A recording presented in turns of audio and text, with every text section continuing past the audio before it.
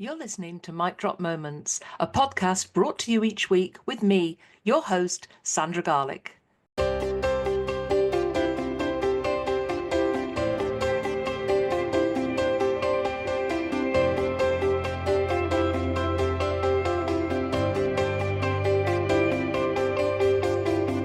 During the podcast, I invite guests to share their amazing stories, knowledge and top tips, including their mic drop moments, especially for you.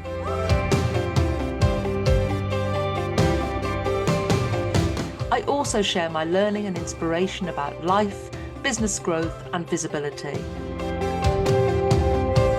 I'm delighted to bring the Mic Drop Moments podcast to you each week to inspire and motivate you to achieve. Enjoy the podcast and don't forget to leave a review.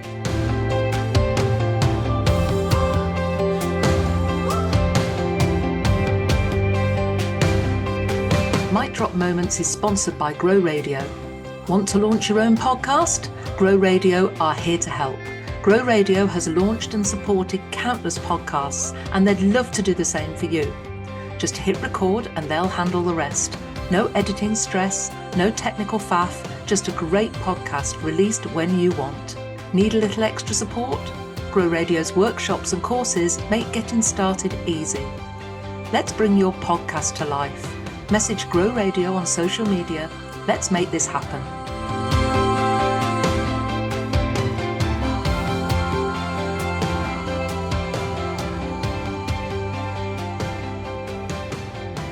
Hello and welcome to this week's episode of Mic Drop Moments.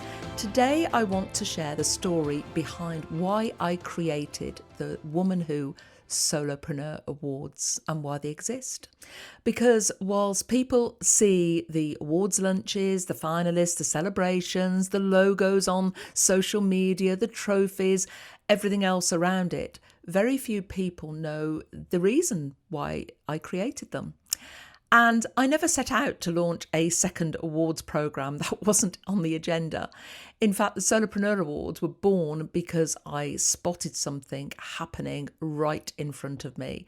And it was something I simply couldn't ignore. And it all started with the women who were entering the annual Woman Who Achieves Awards. And as the awards grew year after year, I started to notice a pattern. And many of the women entering weren't running large businesses. And don't forget, I created my awards to be accessible to those women who had never entered awards before. And I was actually not recognising and not seeing what was occurring. And these businesses didn't have layers of management. They didn't have huge teams. Some didn't have employees at all. And many were sole traders or sole directors. Some had virtual assistants, freelancers or associates supporting them. But ultimately, they were making the all-important business decisions alone. The buck stopped with them. They were responsible for the strategy, the marketing, the IT, the sales, the finances, the client delivery, and everything else in between. They were solopreneurs. I'm a solopreneur. I should have known, I should have seen they were exactly like me. Now, don't get me wrong, they were achieving incredible things and there's some amazing businesses out there. But some were generating significant revenue. You know, solopreneurs actually creating huge things. And some were creating huge impact in their communities. And some had built businesses that gave them freedom, flexibility and purpose. And it all didn't quite sit right with me. And when it came to judging, they were often being compared against much larger organisations. Businesses with teams, departments, employees, office premises, more resources, different structures, different challenges completely. And the more I thought about it, the more I realised we weren't always comparing like with like. Very similar to the categories that I had. And, you know, it was like comparing apples with, I don't know, I was going to say pineapples, but they're still fruit. Let me say apples and sprouts. But what fascinated me with these women, they weren't seeing themselves as particularly remarkable. They'd often say things to me like, oh, I'm just a sole trader. Or it's just me in the business. My business isn't big enough. oh, I don't have a team, I work on my own. And they felt that that was a barrier to them entering awards, which really, really shocked me. And I've lost count of the number of times that I've heard those words even now. And it's as if running a business on your own somehow makes your achievements smaller or insignificant or not relevant, or you don't count, or you're not quite there yet, or you're not a real business. And I happen to think the opposite is true. Building a successful business when you're making every decision yourself takes huge courage. It takes that resilience, determination, and an enormous amount of self-belief. There's nobody else to blame when things go wrong. You can't blame somebody else when you're making the big decisions and maybe they're not the right ones. And nobody else is carrying the huge responsibility of that business. Being a solopreneur requires a very unique set of skills. And I felt that deserved recognition. And there was another reason these awards came to life. And it started happening in the Woman Who community. The solopreneurs found each other. They found each other at networking events, at my awards lunches, at the events I was putting on, or in conversations over coffee. They started connecting, they started collaborating, supporting one another, lifting each up, cheering each other on, sharing experiences, referring business, and celebrating their wins together. And slowly but surely, this community started to form right inside the Woman Who community. And it was as if they found their tribe. And that's what they keep saying to me. I found my tribe. I found people just like me. And many of them kept returning year after year. Some entered again. Some became finalists. Several have become judges. They became sponsors. They became speakers. And what struck me most is that they weren't returning because they wanted another award or because they felt they just wanted to go through the awards process. They were returning because they felt they belonged. They felt they got people who understood what it was really like to run a business on your own.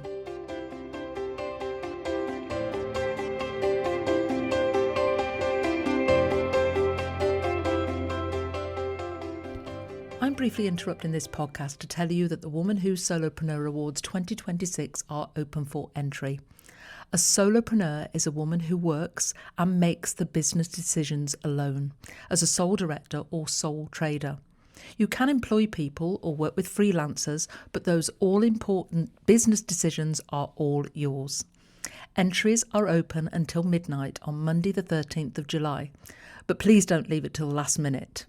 Just visit womanwho.co.uk/awards for all the key dates and how to enter.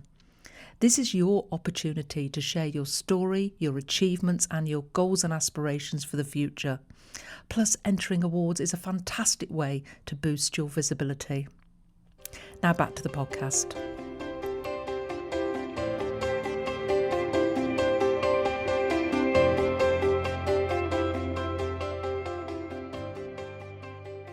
People who understood freedom that comes with being a solopreneur. Gosh, that's why I'm a solopreneur. I love the flexibility and the freedom, and the fact that I haven't got to go to somebody else and say, are we okay to do this? Or can we spend this on this? Or I don't agree with that. It's just great having that sole responsibility. But there's also something that comes with that responsibility, and it's the isolation. It's the pressure. It's the self-doubt, the juggling act that we do. But solopreneurs understand that. They understand each other in a way that perhaps others couldn't. Now, if you've followed me for any length of time, you'll know that visibility sits at the heart of everything I do. And it's not visibility for the sake of visibility either. All my visibility has a purpose. It's not because we want to do vanity projects. It's not because we want to be famous. But visibility creates opportunities, and that comes from being seen. And I say this all the time. You can't be what you can't see. And one of the biggest challenges I see amongst solopreneurs is that they're often so busy doing the work, they're so entrenched in their business that they forget to talk about the work they do and the impact they create. They're busy supporting clients, delivering services, managing projects, solving problems, keeping all the cogs moving in the business. And very few stop and recognise their own achievements. Gosh, I've been guilty of that too. Very few solopreneurs ever pause and say, actually, look what I've built. Look what I've created. And I know more about this because I've actually done this exercise recently. I've started entering awards this year, and I've created a project that looks back at what I've achieved over the last 10 years. And we've filmed and recorded and released behind the mic, but more about that in a future episode.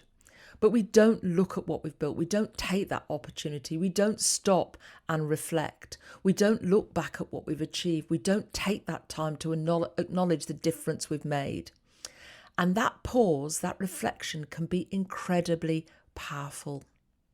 I know exactly what it's like to build something from scratch. Woman Who didn't start as a big organisation. It started with an idea. And I allowed that idea to percolate. I tested that idea out. It was only ever supposed to be a one-off event. But I believe that women deserve more visibility, more recognition, more opportunities. And some people said, oh, it won't work. People won't come. You know, people said, women in business don't need another network. They told me the awards wouldn't be sustainable. Thankfully, I ignored them and didn't listen.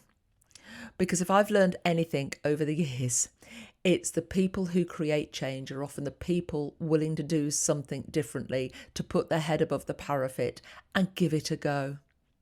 And that's exactly what solopreneurs do every day. Solopreneurs back themselves. They take risks, they make decisions, they keep going, even when nobody is watching, even when things feel uncertain, even when they're having a bad day, and even when it would be easier to stop.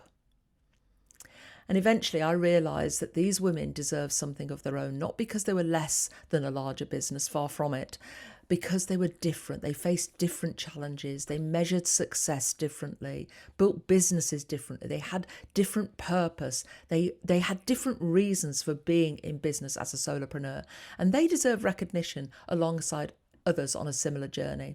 And that's the moment the Woman Who Solopreneur Awards were born. And it's a place where solopreneurs, sole traders, sole directors, people making decisions on their own and taking those risks could be celebrated for everything they achieve. It's a place where success isn't defined by team size or office space or headcount. And it's a place where impact, resilience, leadership, visibility and achievement matters. And most importantly, a place where solopreneurs can come together and see that they're not alone. Today, the solopreneur economy is bigger than ever. I think this is largely created from the pouring out following the pandemic.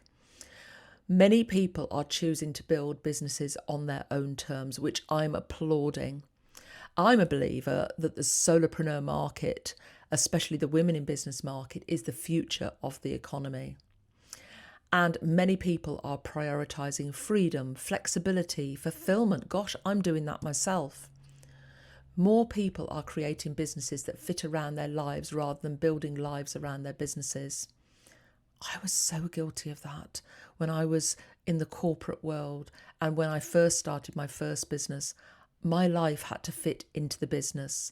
Now my life goes first and my business fits around that.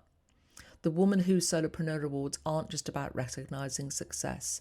They're about recognising courage, the courage to start a business, the courage to continue in business, the courage to put yourself forward, and the courage to be visible. And as I always say, visibility creates opportunity every time. So if you're listening to this and you're a solopreneur, you might not even call yourself a solopreneur. And I want you to know something. I want you to know that you don't need a huge team around you to be successful. You don't need fancy office premises. You might have them, but you don't have to. You don't need hundreds of employees. You don't need to build your business like anybody else. You simply need to build a business that works for you on your terms, around the impact you want to make and the life that you want to live. A business that makes you proud.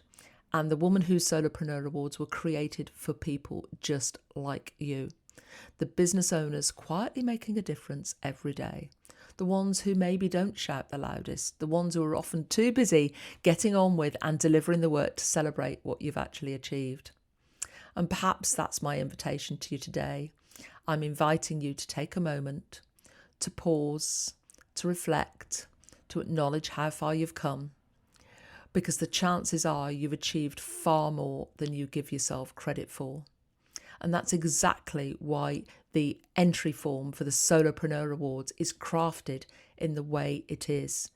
It's to give you that opportunity to take that moment, to pause, to reflect and acknowledge how far you've come, to recognise those achievements. So thank you for joining me for this week's episode. The Solopreneur Awards are open for entry at the time of recording. And if you know a fellow solopreneur who needs to hear this, please share the episode with them. And if you've ever wondered if your achievements are worthy of recognition, let me just say they absolutely are. So until next time, keep being seen, keep being heard, keep being remembered, and why not log on to the Woman Who website awards page and have a look. And maybe I'll see your Solopreneur Awards entry land in my inbox. My mic drop moment for this week: success isn't measured by the size of your team. It's measured by the impact you create, the challenges you overcome, and the courage it takes to keep showing up every day when your business depends entirely on you. Take care, and I'll see you next week.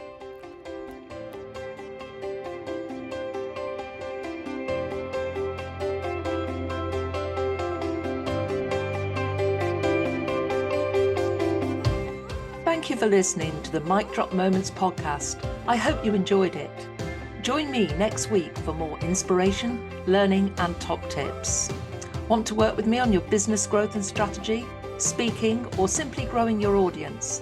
Just get in touch. Visit womanwho.co.uk to find out how you can start your speaking and visibility journey, or even feature on a future podcast. Don't forget to subscribe so you don't miss next week's podcast. And if there are any topics you would like to hear, just get in touch with me, your host, Sandra Garling.